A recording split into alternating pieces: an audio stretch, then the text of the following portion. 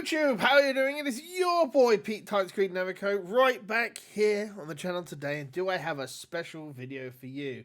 We're still back in the Sonic gaming, and we're taking a look at something that debuted at Sage 2024 this year. It's called Sonic Gamebook Origins. It's done by the Power Player, and essentially what it is a digital version of one of the Choose Your Own Adventure books. Specifically, I believe it's Sonic vs. Zonik, which, amusingly enough, is one of the only ones I didn't own back in the day. So we are going to be taking a look at that today, and we'll be going through it. Now, as far as I'm aware, because I haven't done this one, there is nothing that I know about it. It's pretty much the only one. I had 1, 2, 5, and 6. So I was missing one other one as well. I believe it was the jungle one I was missing. But I'm excited. I just thought we could do something special today.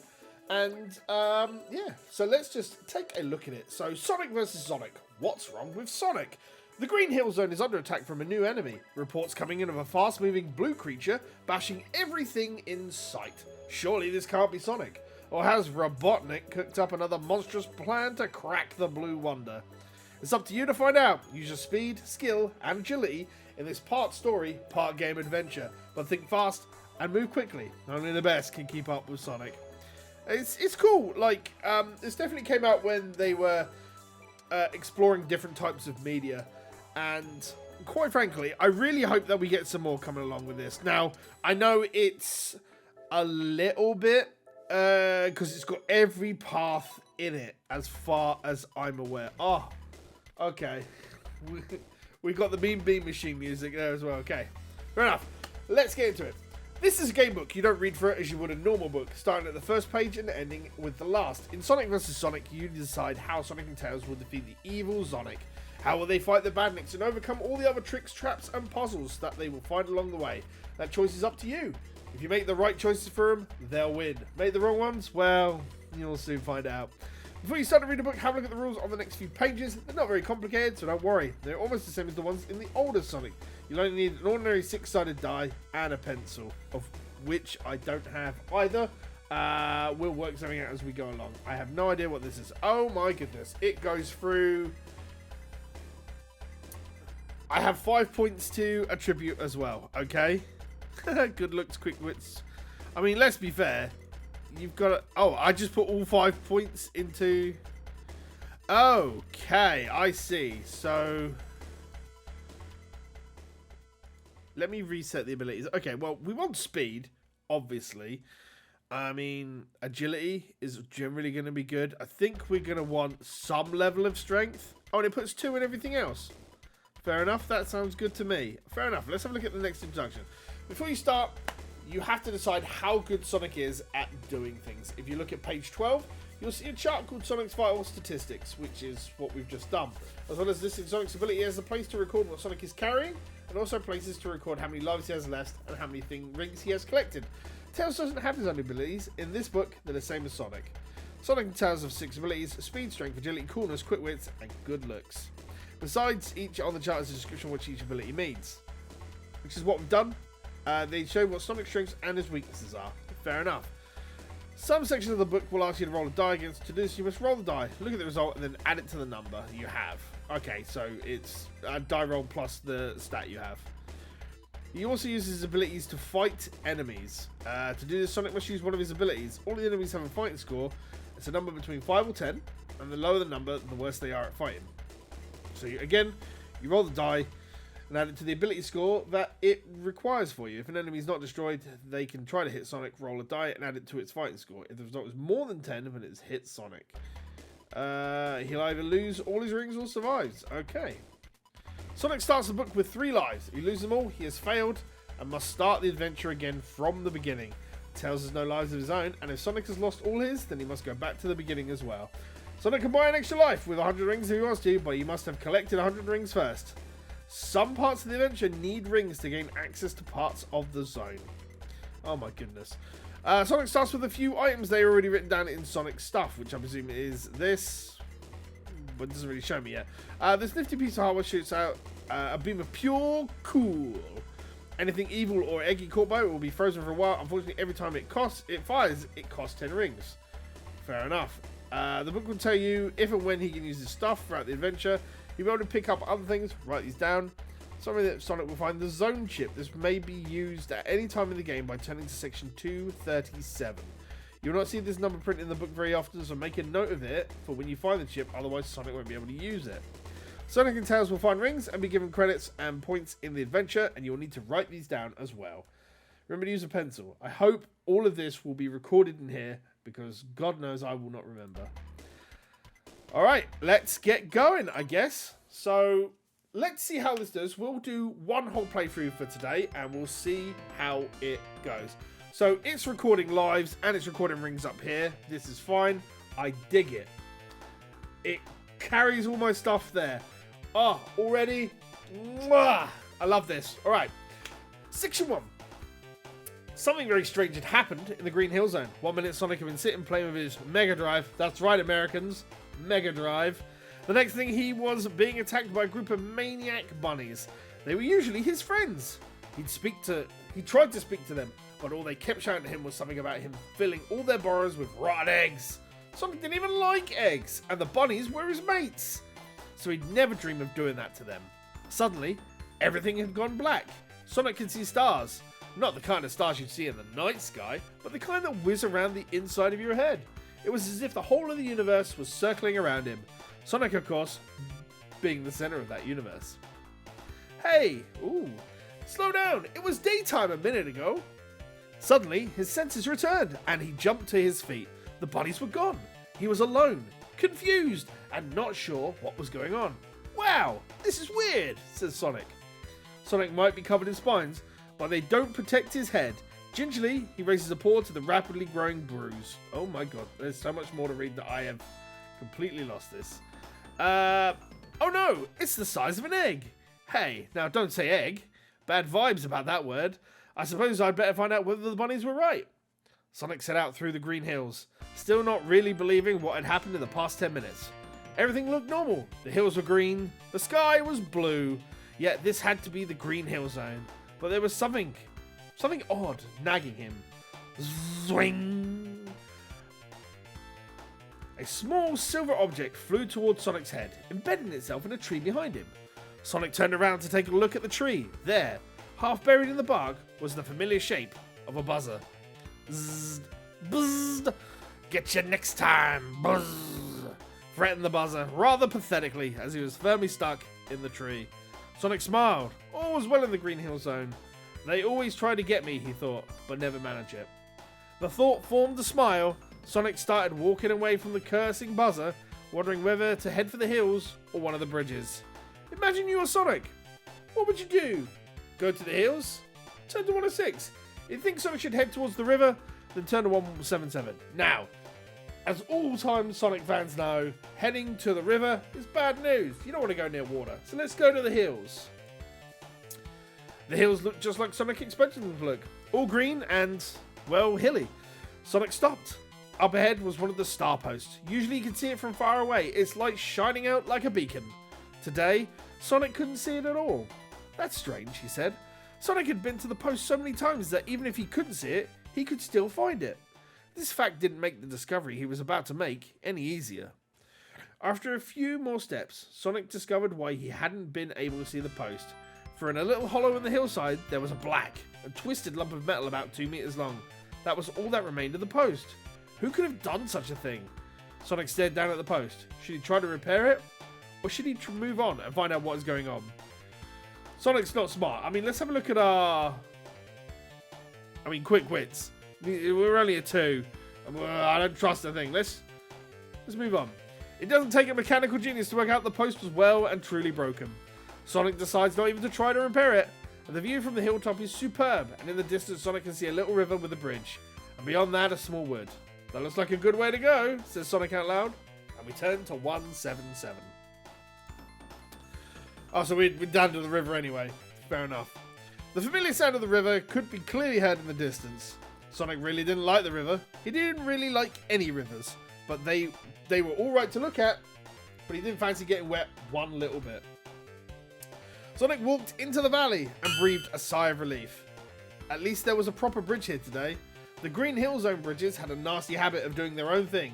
Sometimes they were normal. Other times bits of them collapsed as you walked on them. Yes, especially if you got a fire shield. Sometimes they even disappeared when you were halfway across. Gingerly, Sonic tiptoes across the bridge, casting a cautious eye at the water. Somewhat relieved, he reaches the other side. You can never be too careful with bridges. So we turn to section 12. Oh, coconuts. Once across the river, Sonic was in one of the many small woods that dotted the zone. All looked as it should be. The trees were still large things with brown trunks and lots of big green bits on top. There were plenty of them, and they all had one end firmly stuck in the ground. Completely normal, says Sonic, just as a large brown object lands at his feet with a thump. Sonic looks at this thing, unsure of what it is or why it's there. A coconut, he says, just as the second one hits him squarely on the chest. Sonic sprawls onto the ground, but he is back on his feet in a second. Yick, yick, yick, cop that, Spiky. Sonic looks upwards where the voice was coming from, and he sees the face of coconuts grinning down at him from the top of a tree. Plenty more where that came from, Spiky, yick. Coconut howls with laughter as he reaches for another coconut to hurl in Sonic's direction. Just as Sonic is wondering what to do, the numbers 1, 3, 2 pop into his mind. How strange. Will Sonic get out of the way of the annoying monkey, or will he try to speak to him? 1, 3, 2. That's, interesting. It has no bearing here, but we'll just get out of the way of the coconuts. On a normal day, Sonic would quite happily have trashed coconuts. The picture is not of him in a bloody robot. It's an actual monkey. But today was not an ordinary day. The coconuts were flying thick and fast now. Perhaps it'd be better to leave the monkey to it. At which we go to 1, 4, 4. Oh goodness. After a little while, the trees thinned out and Sonic was back in the open. Up ahead, he could hear the sound of another river. Sure enough, around the next bend in the path, there was a river. Not a very wide one, but Sonic's heart sank nevertheless. For the bridge across it was not all it could have been. The planks that made up the walkway were moving. Sonic stops and looks at them for a while, trying to work out the pattern. Soon, Sonic feels sure that he has worked it out and will be able to cross safely. With a look of determination, he takes a few steps backwards and then charges toward the bridge. In which order should Sonic step on the planks? The third, then the second, then the first, and then the third, then the second, then the third. Well, it was 1, 3, 2, wasn't it? So we want to go 1, 8, 6. With a skill and coolness that only Sonic could produce, he expertly hops over the bridge in exactly the right order, even managing a little spin at the end. More than a little happy with his performance, Sonic finds himself along a lot of hills. Just as he was deciding which way to go, he sees something that makes his spikes stand on end. Oh.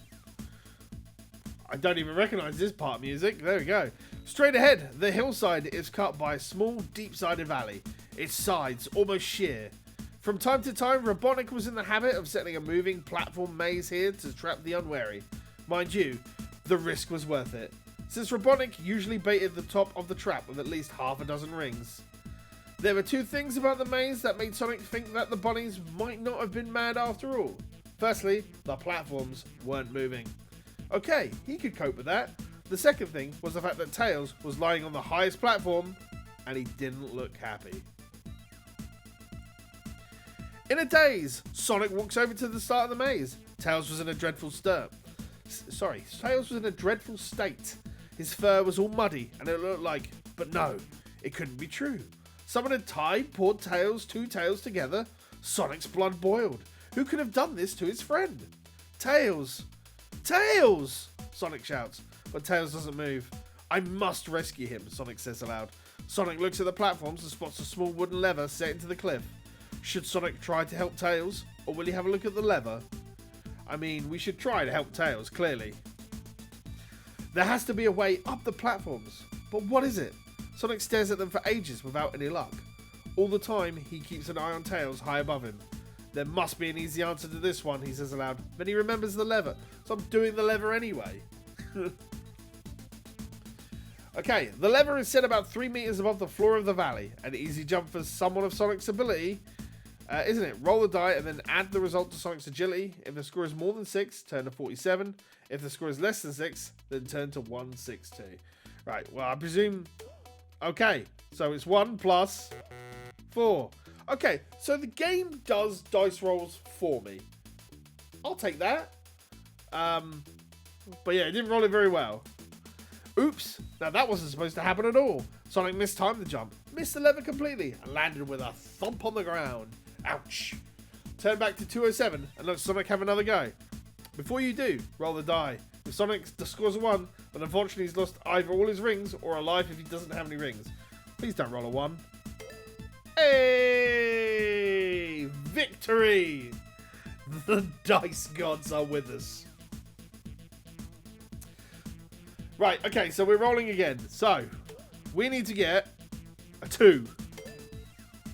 We did it. Dice gods are with us.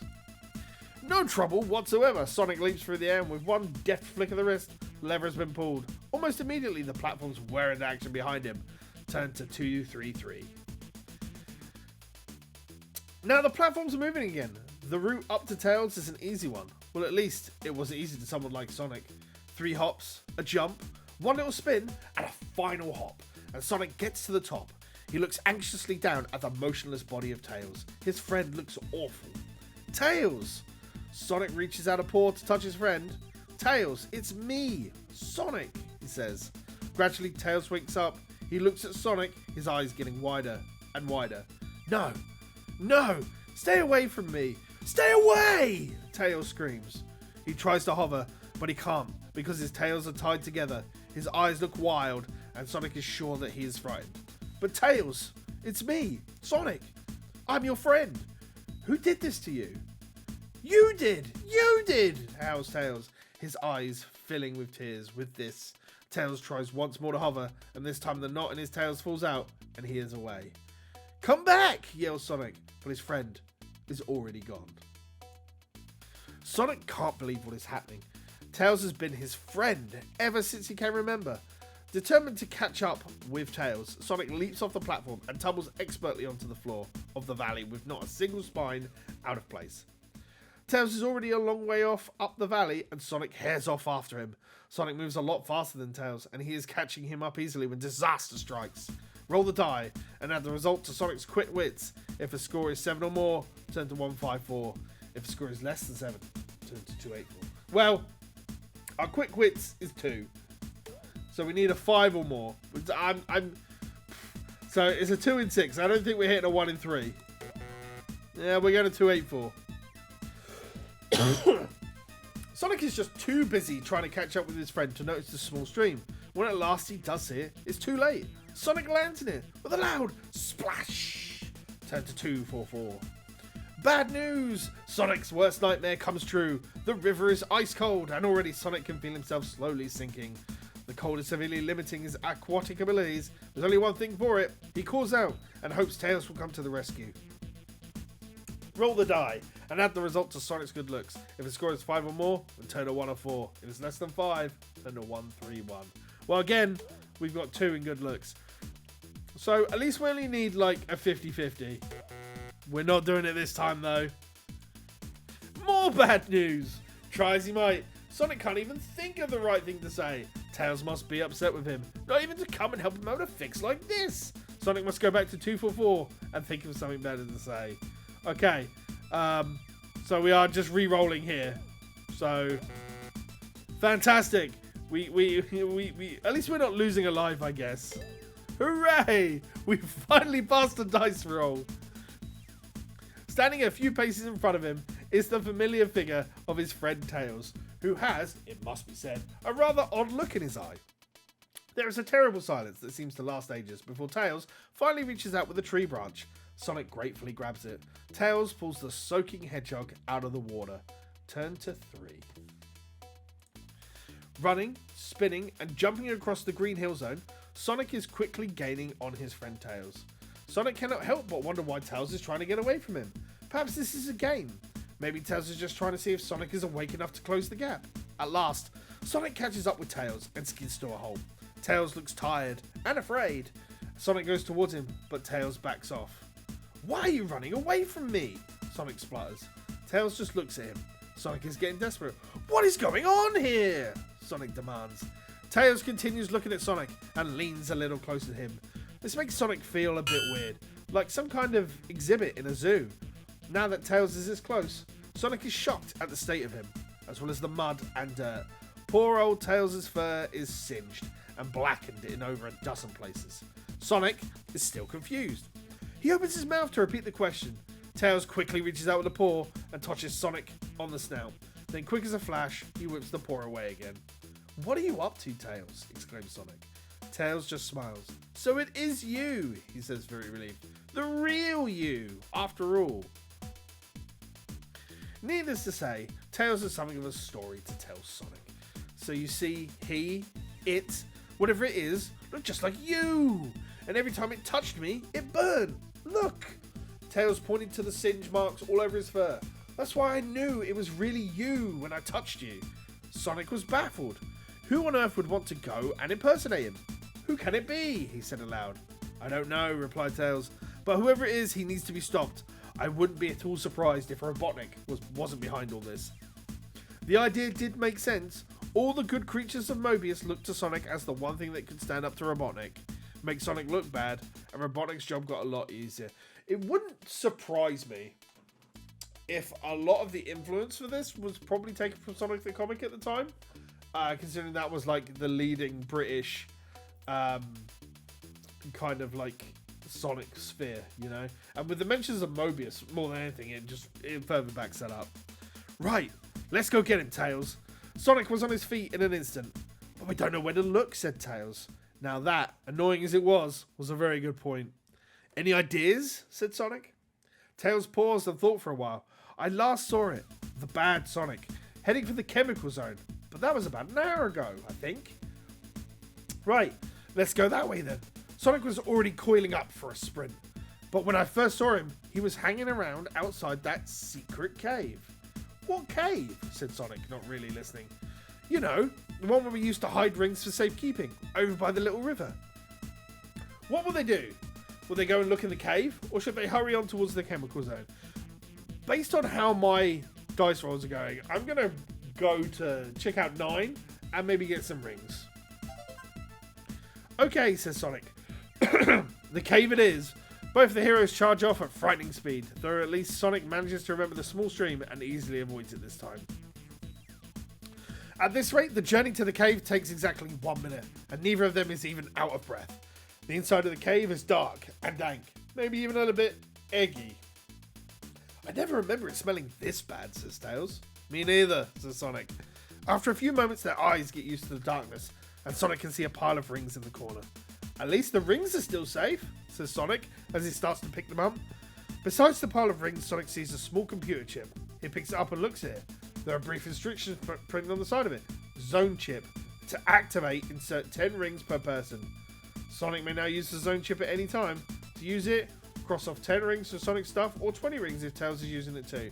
Then make a note of the section you are reading before turning to 237. Tails, however, has spotted something else. Over in the far corner is a small needle-shaped thing, and it's glowing blue. Sonic has managed to collect 10 rings, add them to the vital statistic sheet, which I believe we've done, which is up here.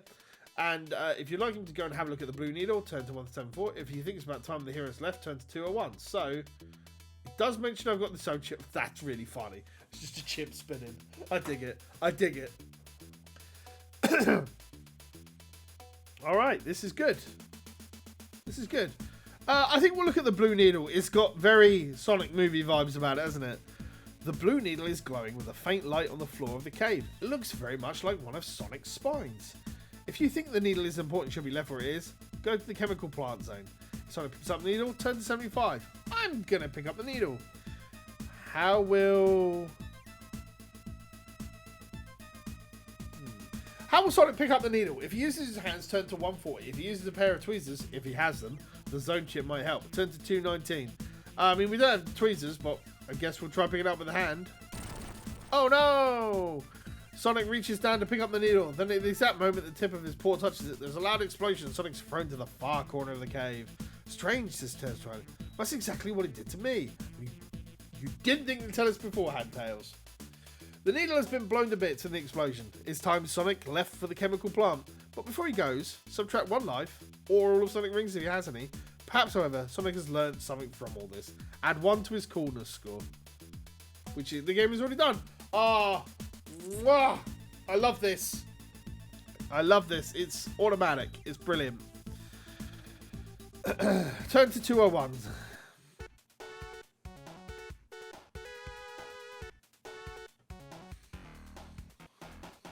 Such a groove. It is not far to the gate connecting the green hills with the chemical plant. Strange that something as nasty as the chemical plant could be so close to the green hills. Up ahead, Sonic can see that the start of the deep valley that led to the gate. He also knew that just around the corner would be the spike buggy, one of Robotnik's creations. Slow and clumsy, but still dangerous. It would have to be beaten before they could get to the gate. Will we attack the spike buggy head on, or will they try to sneak past it? I mean, I don't have rings, but we're gonna try. Ooh. Sonic and Tails have beaten the spike buggy so many times before that this should be a walkover. Around the corner in the valley, the familiar shape of Robotnik's creation comes into view. When Sonic first came across it, Robotnik himself used to drive the contraption. But when he kept losing, he automated the buggy to drive itself. The buggy isn't moving. It can't have seen either of our heroes yet. They creep closer and closer, and still the buggy remains absolutely motionless. What's up with it? It's never done this before, says Tails in a whisper. Patience never being his strong point, Sonic determines to investigate. Well, let's find out, shall we? Charge! With that, Sonic hurls himself towards the buggy. With one graceful jump, he somersaults through the air and lands with a crunch on the buggy's roof. Crash! He disappears in a cloud of dust. Tails looks on horrified as the whole buggy collapses into a heap of scrap metal. After a few seconds, Sonic emerges from the debris covered in smuts and oil. I've never managed that before, he says. I think, says Tails, that something or someone else beat us to it. You mean the other Sonic? Says Sonic, apparently disappointed it wasn't him who had demolished the buggy. Looks that way. Well, if it was him, then he saved me, I mean us, the trouble then. Sonic looks awkward. I suppose he has, smiles Tails. And together they walk towards the gate that were taken from the Green Hills to a place altogether less agreeable. And that's going to be where we're going to end this part for today. We will move on in the story next time as we hit section 24. We're doing alright so far. We've nearly lost a life. We got a zone chip, but we got no rings. So, who knows? Maybe we'll be able to, carry on with that later. But for now, thank you very much for watching. We will continue this tomorrow. I just thought it'd be something a little bit different where, we can just talk about this and just play through it. But until then, as always, I have been Pete Timescreen Navigator from Project Phoenix Productions. This has been Sonic Gamebook Origins. If you want to play it yourself, we will make sure there is a link in the pinned comment, as we always do. But until then, as always, we'll see each other again. Take care, stay safe, and play more games.